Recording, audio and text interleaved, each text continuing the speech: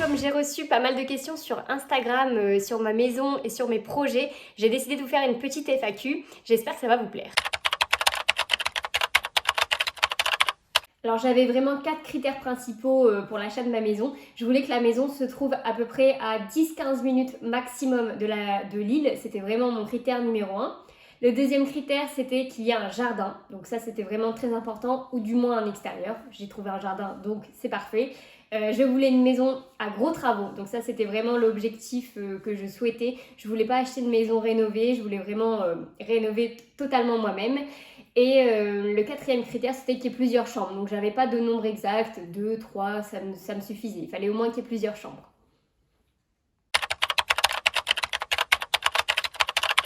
Donc de façon très simple, j'ai fait comme tout le monde, j'ai regardé les annonces immobilières sur internet, donc Le Bon Coin, etc.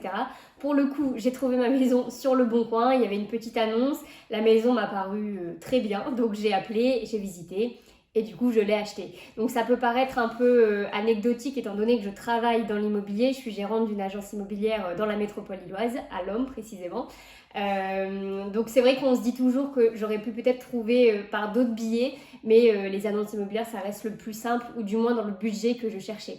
Après, évidemment, il peut toujours y avoir des petits coups à droite à gauche de dossiers intéressants. Mais là, pour le coup, j'avais pas forcément prévu d'acheter tout de suite. Mais j'ai eu un coup de cœur sur cette maison. Et du coup, je me suis décidée en 2 jours exactement.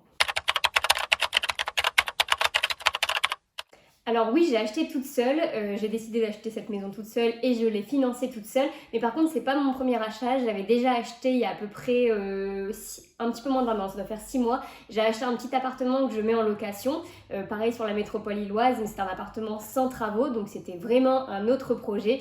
Mais là, je voulais une maison à moi pour y habiter, voilà, une maison vraiment où je vais y habiter tout simplement.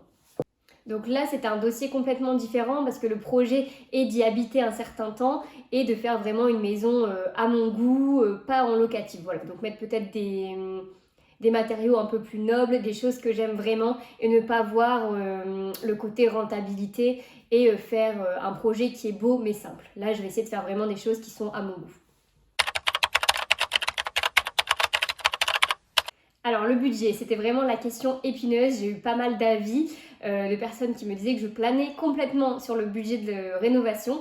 J'ai prévu 60 000 euros. Donc j'aimerais bien ne pas dépasser ce prix-là. Ça va peut-être dépasser un tout petit peu, mais j'aimerais bien rester aux alentours des 60 000 euros. Pour l'instant, je n'ai pas dépassé ce budget et ça reste ce que j'avais prévu. C'est bien cadré comme il faut.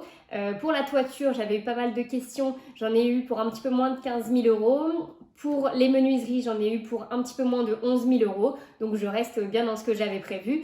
Et au niveau du financement, j'ai financé ma maison avec un prêt bancaire tout simplement. Et les travaux, ce seront mes économies.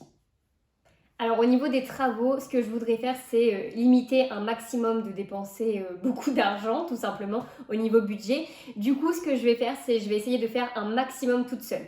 Donc tout ce qui est, par exemple, placo, carrelage, etc., je vais essayer de faire tout toute seule. Donc étant novice en bâtiment, je vais toucher un petit peu à tout, on verra bien ce que j'arrive à faire. Il y a certains points que je ne veux pas du tout faire toute seule, exemple toiture, menuiserie, électricité. Voilà, il y a certains points où je sais que c'est très technique et pour le coup ça peut être dangereux si on le fait soi-même. Donc voilà, il y avait des choses que je ne veux pas faire moi-même. Par contre, tout ce que je peux faire moi-même, je vais essayer de le faire moi-même. Après, à voir au fur et à mesure si c'est faisable ou pas. Mais je vais essayer de faire un maximum de travaux toute seule. Alors je rénove en grande partie toute seule, après j'ai de l'aide donc de certains professionnels, notamment pour la toiture, etc. Que vous voyez, hein, je ne le cache pas quand je passe par un professionnel. Et après j'ai de l'aide de temps en temps de ma famille, de mes amis ou de mon copain. Voilà, mais sinon j'ai pas plus d'aide que ça. La plupart du temps je suis toute seule, en tout cas pour l'instant, pour rénover et ça me va très bien. Je suis soutenue par mes proches et c'est le plus important.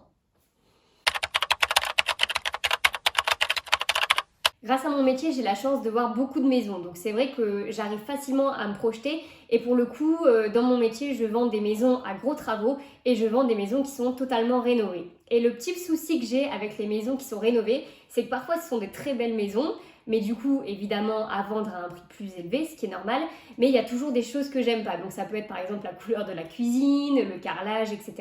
Et c'est vrai que ça me gêne d'acheter une maison neuve et me dire bon bah je casse tout ce qui a été fait alors que c'est généralement bien fait parce que c'est pas mon goût, parce que c'est vrai qu'en fonction des goûts et des couleurs la maison peut avoir une décoration totalement différente. Donc je préfère acheter une maison à travaux que je vais peut-être acheter moins cher mais où je pourrais mettre des matériaux peut-être un peu plus nobles ou qui me correspondent plus, et pour le coup la décoration ce sera totalement ce que j'aime.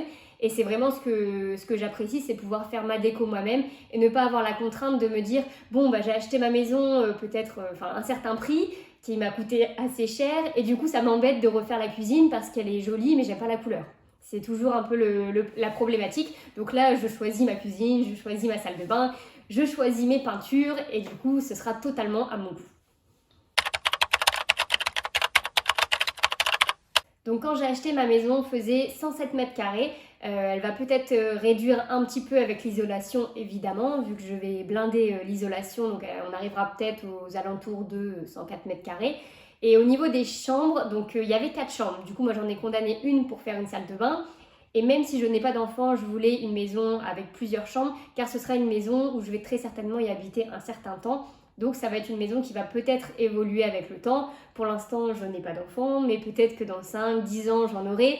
Ou de toute façon, les chambres servent toujours à inviter des amis, de la famille qui habite loin. Donc je voulais plusieurs chambres. Pour les idées déco, ça va pas être très original, mais je passe énormément de temps sur Pinterest, donc c'est vraiment le site que je scrolle toute la journée, que je regarde énormément, et du coup ça me permet de trouver des idées déco, des textures, des idées de do it yourself aussi. J'adore faire ça. C'est vrai que parfois il y a des tables basses, même des fauteuils, etc. qui sont très jolis, mais au niveau des prix c'est n'importe quoi. On arrive à des prix à 600, parfois même 1000 euros sur des choses qui sont assez simples à faire, donc j'aime bien faire les choses moi-même ou trouver des petites astuces, parce que parfois c'est vrai que c'est très joli et c'est compliqué à faire, mais on peut trouver des astuces pour que ça ressemble à moindre coût. Donc je vous partagerai pas mal de petites vidéos comme ça aussi, notamment sur des tables basses que je suis en train de confectionner. Et voilà, c'est à peu près tout ce que au niveau des idées déco. Et je regarde aussi pas mal aussi chez mes clients. Ça m'arrive de me dire ah bah dis donc cette étagère elle est sympa, ce petit fauteuil, et parfois je prends une idée par-ci, une idée par-là, et quand on mélange tout, parfois c'est assez harmonieux et ça peut être assez sympa et original au niveau de la décoration. Alors au niveau des projets, moi c'est peut-être mon plus gros problème, c'est que j'ai tout le temps 40 000 idées en même temps. Donc là je me concentre vraiment sur cette maison, j'ai envie de la finir, faire quelque chose de beau.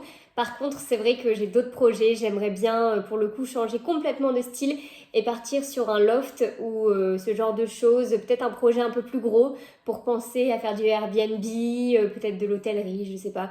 Moi j'ai vraiment plein de projets en tête, donc oui ce sera pas mon dernier projet immobilier. Il y en aura d'autres, sûrement dans un autre style, pas dans l'ancien. Voilà, pour le coup, on changera complètement. Il n'y aura plus de parquet chevron, plus de moulures au plafond, etc. J'y pense déjà, mais on va déjà rester sur ce projet, le terminer, faire quelque chose de sympa. Mais il y aura très certainement d'autres choses. La vidéo est déjà terminée. J'espère que j'aurai répondu à un maximum de vos questions. N'hésitez pas à m'écrire en commentaire si ça vous a plu. Et si vous avez d'autres questions auxquelles je n'ai pas répondu, ce sera avec plaisir que je vous répondrai.